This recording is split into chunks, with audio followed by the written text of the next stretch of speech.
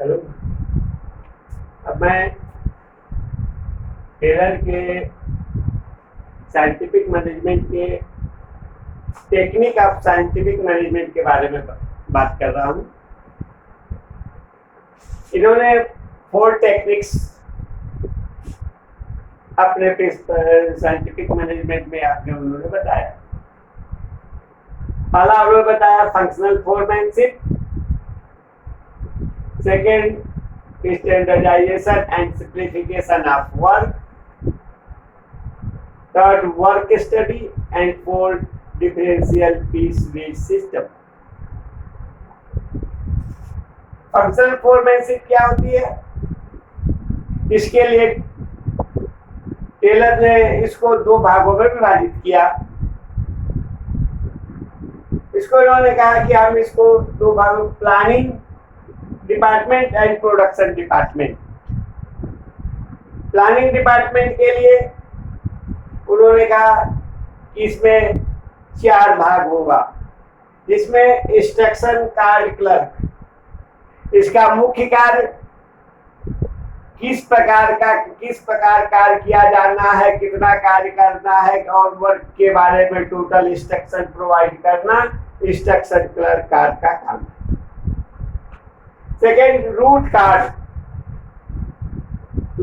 मतलब इसका मतलब कि हमको किस प्रकार से कार्य करना है, किस रास्ते से जाना है, कौन सी पॉलिसी अपनानी है, किस मेथड से करना है। उन्होंने वो पूरा एक डायग्राम बना करके रूट कार्ड के द्वारा वो दिया जाएगा, दैट इज रूट कार्ड। उन्होंने थर्ड किया टाइम एंड कॉस्ट क्लर्क।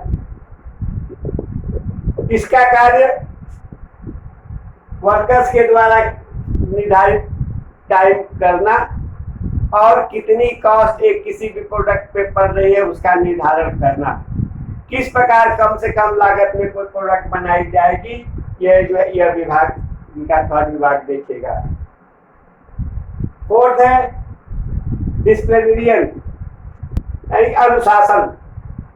यह विभाग हमारे ये तीनों विभाग ऊपर से अच्छे ढंग से कार्य कर रहे हैं कि नहीं कर रहे हैं, इसके बारे में वो देखना और उसके बारे में रिपोर्ट तैयार करना। यह काम डिसिप्लिनरी एक्शन देखता है और कराता है कि कौन सा कोई वर्कर या मजदूर लापरवाही तो नहीं कर रहा है, यह देख करके उसके साथ एक्शन लेने का कार्य यह करता है। सेकेंड, प्रोडक्शन डिपार्टमेंट, इसका कार्य है, इसमें 4 प्रकार के लोग होते हैं। स्पीड बॉस, स्पीड का मतलब तेज गति। इसका कार्य है कि जो निर्धारित वर्क है, जो टारगेट दिया गया है, उसको किस प्रकार से हम जल्दी से जल्दी और कितनी जल्दी करा सकते हैं, उस पर यह कार्य उसका है। सेकेंड है गैंग बॉस, कितने अंत लोग उसके अंदर हैं, 6, 7, 8, 10, 12, 15 या कितने डिपार्टमेंट उसके अंदर है, उसका एक बॉस होता है जिसको हम कहते हैं गैंग बॉस। वो प्रोडक्शन के बारे में देखता है। थर्ड है रिपेयर बॉस, इसका कार्य मशीनरी में किसी प्रकार की खराबी वगैरह इत्यादि आई है तो उसको ठीक कराने का जो है जिम्मेदारी इस रिपेयर बॉस की होती है।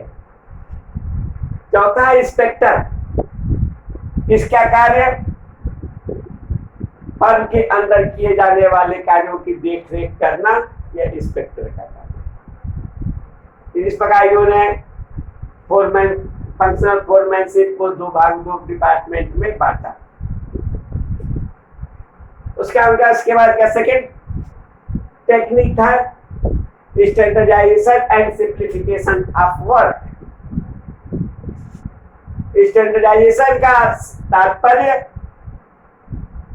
वस्तु की गुणवत्ता, क्वालिटी, किस प्रकार हमारी क्वालिटी हो वह देखना। यह आवश्यक है कि किसी मार्केट में या कंपटीशन, हमारे परफेक्ट मार्केट कंपटीशन में हमारे सामने जब हमारी क्वालिटी अधिक अच्छी नहीं होगी, हम मार्केट में नहीं रख सकते। अच्छी क्वालिटी को लाना, एक हम इसको एक कैसे कर सकते हैं कि एक कंपनी थी, जिसका उदाहरण एक कंपनी थी जो पहले 390 प्रकार के जूस बनाती थी। कंपनी को जो हमेशा उसमें नुकसान होता था। फिर कंपनी के एक किसी बॉस ने कहा कि ये ऐसे नहीं करके उसको उन्होंने घटा करके उसमें घटा करके उसको उन्होंने केवल 40 प्रोडक्ट उन्होंने 390 का हटा करके 40 प्रोडक्ट उन्होंने कर दिया और वह कंपनी दिन दूनी रात चौगनी से चली। इसका तात्पर्य क्या हुआ कि जब नंबर ऑफ क्वांटिटी ज्यादा थी, स्टैंडर्ड प्रोडक्ट नहीं मिलता था। जब वो घटा करके उसने 40 कर दिया, स्टैंडर्ड बढ़ गई उसी कॉस्ट में और कंपनी को फायदा होने लगा। तो ये स्टैंडर्डाइजेशन किसी भी कंपनी के लिए प्रोडक्ट के लिए स्टैंडर्ड होना चाहिए। आप सबके बहुत सारे मार्केट में एक सिंपल एग्जांपल दे सकते हैं कि जैसे बहुत सारे मार्केट में मोबाइल कंपनियां हैं, सबके बहुत सारे प्रोडक्ट है, लेकिन उसी में एक एप्पल कंपनी है जिसके प्रोडक्ट गिने चुने मात्र 8 प्रोडक्ट है और वो अच्छी तरीके से चल रहे हैं। क्यों कि एप्पल कंपनी अपने किसी भी प्रोडक्ट के साथ स्टैंडर्ड में किसी प्रकार की कोताही नहीं करती, उसमें कोई समझौता नहीं करती। तो किसी भी फर्म को चलाने के लिए उसके प्रोडक्ट का स्टैंडर्ड होना आवश्यक है।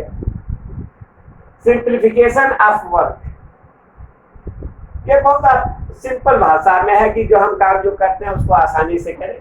बहुत से हमारे कार्य जो करने की जो जगह पे है वहाँ पे बहुत सारी अनावश्यक चीजें भी हम कार्य करते रहते हैं।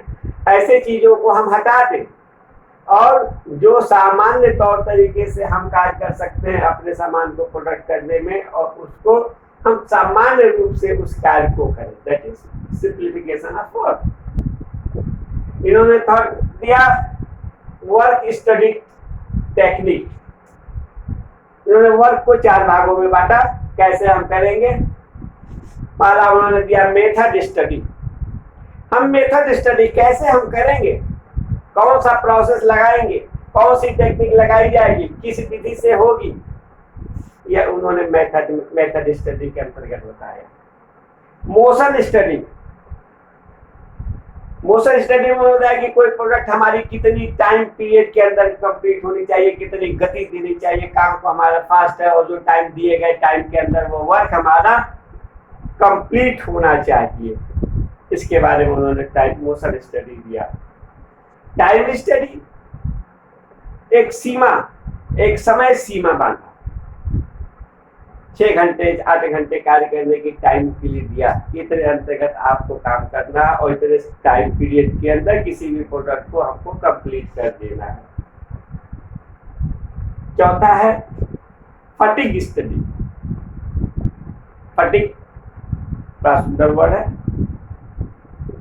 इसके अंतर्गत वर्कर जो काम करता है इसमें व्यक्ति को आराम करने की समय चाहिए। हमारे कार्य करने की क्षमता 8 घंटे की टाइम पे होती है, उस 8 घंटे में वर्कर्स को रेस्ट चाहिए। उस रेस्ट देने से वर्कर की एफिशिएंसी बढ़ती है, कैपेसिटी बढ़ती है, वर्किंग कैपेसिटी बढ़ती है। इसी में कोई व्यक्ति 2 घंटे काम करने के बाद 10 मिनट का रेस्ट चाहता है, कोई व्यक्ति 4 घंटे काम करने के बाद आधे घंटे का रेस्ट चाहता है, कोई व्यक्ति 6 घंटे के बाद रेस्ट चाहता है। इस प्रकार से अलग अलग सबकी समय कार्य करने की क्षमताएं हैं। तो मैनेजमेंट का काम है, उन्होंने कहा कि इस स्टडी के अंतर्गत सारी चीजों को देख करके किस व्यक्ति को कब और कैसे रेस्ट देना है और उसकी कार्य क्षमता को बढ़ाना है, हम इस फटीग स्टडी में पढ़ते हैं। यदि किसी कोई व्यक्ति है जिसको भी थक जाता है 2 घंटे के बाद ही उसको रेस्ट चाहिए 15 मिनट या 20 मिनट का, तो उसको 15-20 मिनट का हम उसको यदि रेस्ट देते हैं तो वह पुनः अपने उसी गति से कार्य करता है। यदि हम समय अगर रेस्ट नहीं देते हैं, वो उस व्यक्ति से लगातार 4 घंटे के आते हैं तो उसकी कार्य क्षमता घटती है। इसलिए इसमें हम वर्कर्स को रेस्ट देने के लिए एक समय सीमा, एक बात करके उसको समय सीमा निर्धारित करनी चाहिए। 4th है डिफरेंशियल पीस वेज सिस्टम। इसमें उन्होंने एक बड़ा अच्छा सिद्धांत दिया, कार्य के आधार पर मजदूरी देना।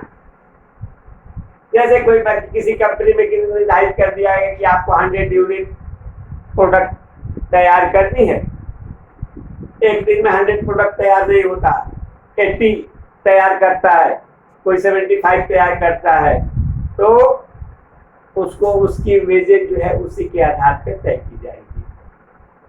कंपनी ने कहा कि यदि 100 है, 100 टारगेट ऊपर आपने 120, 125 भी ऐसे किया, तो आपने जो एक्स्ट्रा वेजेस प्रोडक्ट बनाया, आपको उसके ऊपर अलग से उसके पैसे वेजेस मिलेंगे, तय कर दिया जाता है। इसीलिए इसमें अलग अलग टारगेट निर्धारित किए जाते हैं कि हम किस प्रकार करें, इससे हम उसकी कार्य क्षमता को बढ़ा पाते हैं, अपनी प्रोडक्टिविटी को बढ़ा पाते हैं।